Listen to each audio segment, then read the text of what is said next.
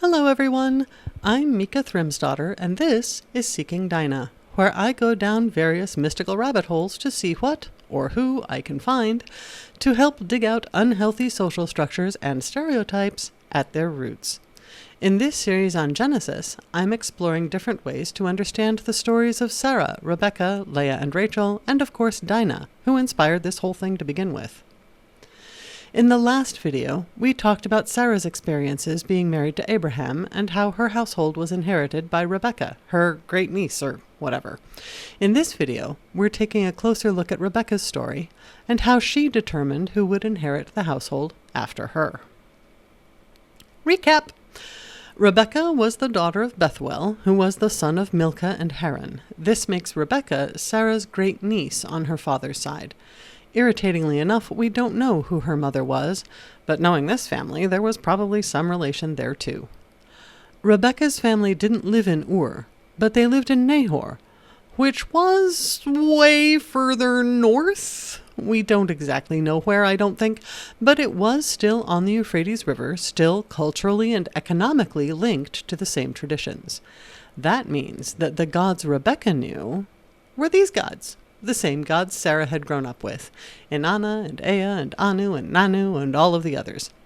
This must have been important, or why else would Abraham have insisted that his servant find her instead of anyone else? Rebekah, however miraculously discovered, was not immediately made Isaac's wife. The bride price that Abraham's servant paid for Rebekah could as easily be treated as an adoption fee. Rebekah was going to become her aunt's successor. And this is how Genesis relates events.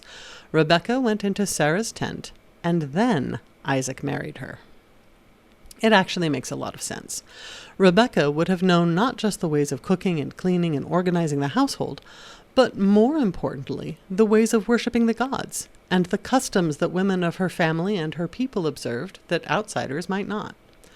And Rebekah was just as much a stickler for custom as her great-aunt had been. We know this because of what happened with her sons, Esau and Jacob. She didn't have any daughters, or this story might have ended very differently. Esau married a couple of local girls, Ada or Basemath and Judith or Olibama. But instead of going to live with them, he brought them to his mother's house, and Rebekah despised them. Isaac wasn't happy with them either. The whole inheritance debacle between Esau and Jacob takes on a different flavor when we see things from Rebekah's point of view. In Rebekah's world, she owned the tent and the household goods, and she would determine who her heir was. Neither of Esau's wives were acceptable heirs. They weren't her relatives, they weren't even part of her culture, and they were probably rude about it. To Esau's wives, however, Rebekah's tent wasn't really hers. It was her husband's. Remember how that idea worked out for Hagar and Abraham? Rebekah couldn't really kick out her sons' wives the way Sarah had kicked out Hagar, but she could ice them out of any possibility of inheritance. When Isaac planned to give Esau his bequest, Rebekah made sure that it was Jacob who got it instead. And considering how comprehensive Isaac's bequest was, she wasn't wrong. This is the blessing Isaac gave to the son he thought was Esau. The bequest gives the favored son everything but the kitchen sink. Esau's wives would absolutely have used this to get the kitchen sink too. There's no record that Isaac got mad at Rebekah for making the switch, or that he was angry with Jacob for following his mother's advice. Instead, he restates that the blessing he gave to Jacob is valid, and gives Esau the only thing he can, which is eventual freedom from the bounds of servitude. It's totally understandable that Esau would be furious with Jacob, and that he'd start planning to kill his brother and steal back the inheritance as soon as he could get away with it. It's also totally understandable that Rebekah should decide to handle things once and for all. She told Jacob to go visit her brother Laban for a while, until Esau got over himself. She told her husband that Esau's wives would be the death of her, and she would absolutely go ballistic if Jacob pulled the same trick. Isaac got the hint and told Jacob to bring home one of his cousins as a wife. So Jacob went back to the maternal family home in search of a wife that he could bring home as his mother's heir.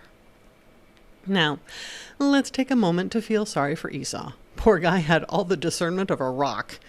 He heard what his mother said, knew that Jacob was going to find a wife among family, and said to himself, "Oh, okay, I need to marry a cousin. That will make everything better." So he followed patriarchal custom and brought home Mahomet, who was his uncle Ishmael's daughter. He didn't even realize that what he'd really done was bring Hagar's granddaughter into Sarah's house.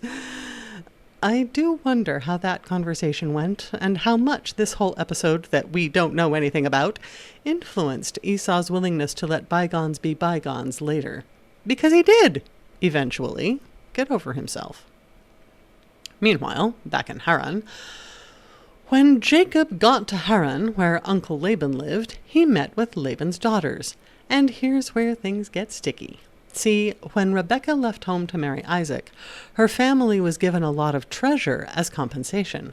So when her son comes to do the same thing his father did, Laban is thinking, "Hey, money in the bank!" But Jacob is broke. He's got nothing but himself to recommend him. That's enough for Laban's daughters, however. Both of them fall in love with him. Jacob immediately falls in love with Rachel and agrees that instead of money or treasure, he'll work 7 years in order to marry her, and he does. Leah spends all this time in love with a man who doesn't even look at her. But let's take a minute to think about her situation and about Laban, who was, from what I can gather, a greedy and sort of awful person.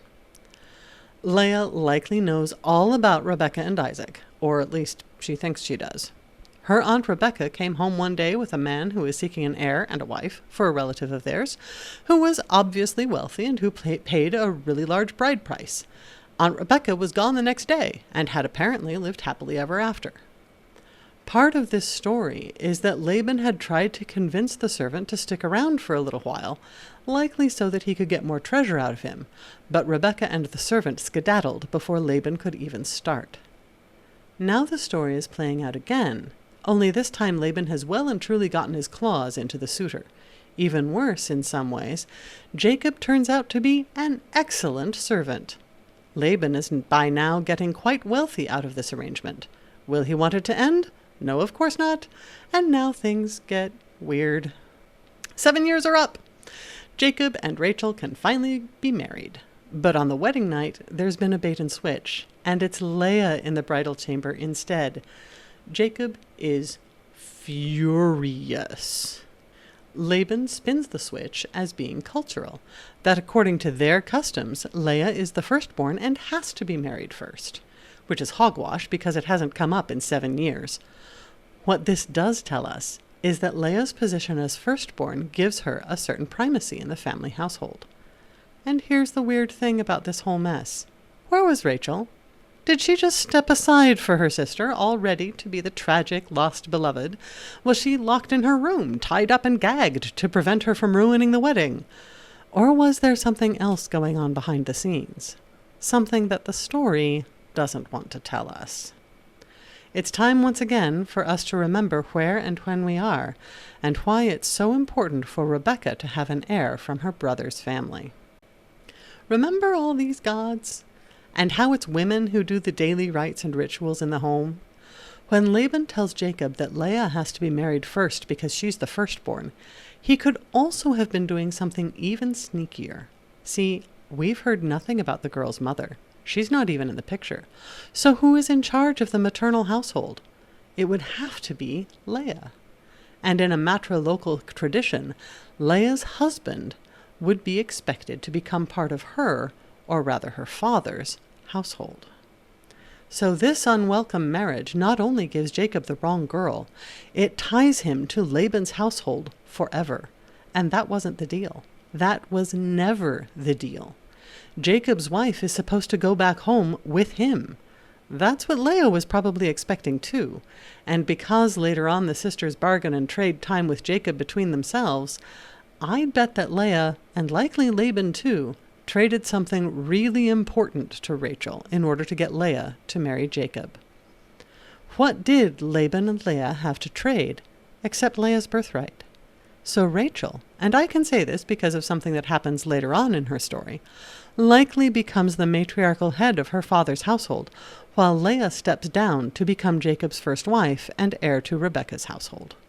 But Jacob disagrees vehemently.